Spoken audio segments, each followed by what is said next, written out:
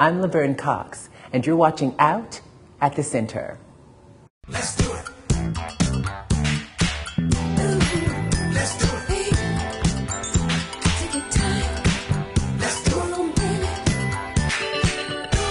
Let's do it. Let's do it. Let's do it. Do it right. Come on, baby. Let's do it. Let's do it.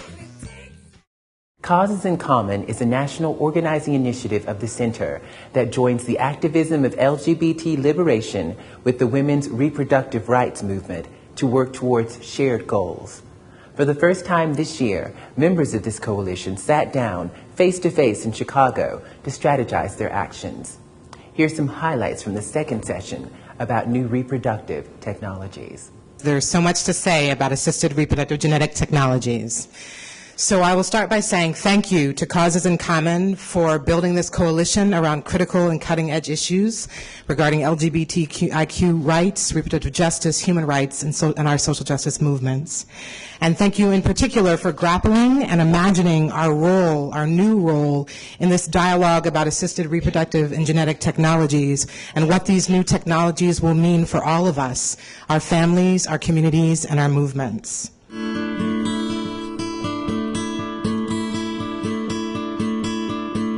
Lesbian, gay, bisexual, and transgender people have always been parents and have always had families. Previously, they were a lot from like heterosexual relationships that broke up and they continued on with their kids. But more recently, queer people are having kids as queer people, like in queer unions. In the 2000 census, which included unmarried partners as a category for the first time, if you recall, shows us that 1 out of 3 female same-sex headed households have a child under the age of 18 in it.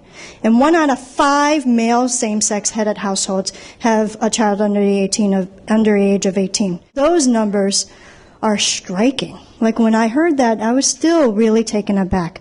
When I was coming out as a teenager, about, when I was 16 or so, the idea of like queers having kids was an idea out there, but it was rare. But today in the youth program, when you talk to young people, having kids is like a really normal part of their life planning and future planning.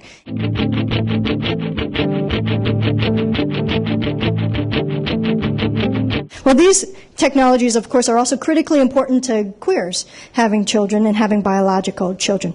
But just these having things available, should we have them, right? Should we have fertility drugs that let or make women have 5, 6, 7 babies at a time, as happens? Should we be putting this stuff in our bodies? Do we know what it really does to us, right?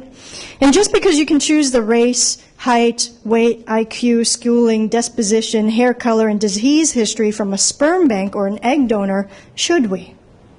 How much should we, if we do? And how much of that is what happens in the real world anyway when we say, you're cute, let's hook up?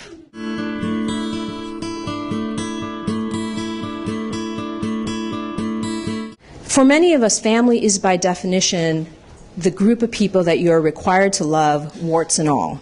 These technologies present us with the possibility of saying, I will only love you, I will only want you, I will only value you if you have 10 fingers and toes. If you come from an Ivy League egg, if you're tall, if your genetic material somehow has encoded in it certain SAT scores, or if you are a boy or a girl.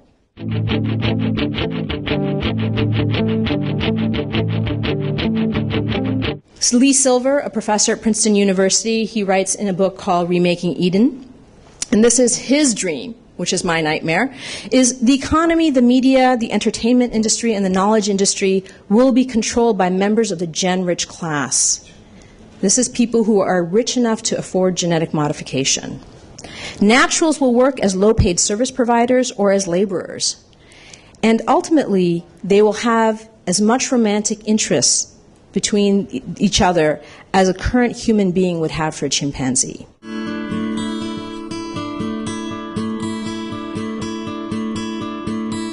But I also have a dream as it relates to these technologies. I feel a little, anyway. Yes. I dream that we will value all humans and all our diversity, not just the tall, not just the athletic, not just the Ivy Leaguers. That we will celebrate humanity, the humanity in all of us, regardless of our sex, regardless of our abilities, regardless of the differences that make us interesting to each other.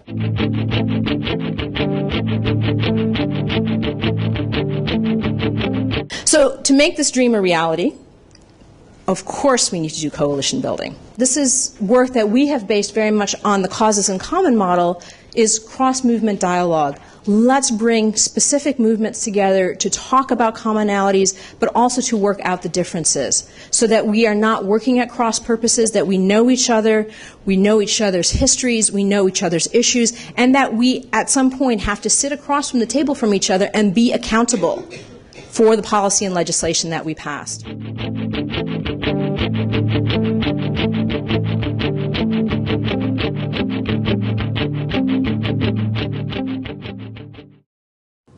And that's all for this excerpt from Out at the Center. If you want to see the full show, check it out on our website at www.gaycenter.org/out. Until next time, I'm Laverne Cox. Stay in the love.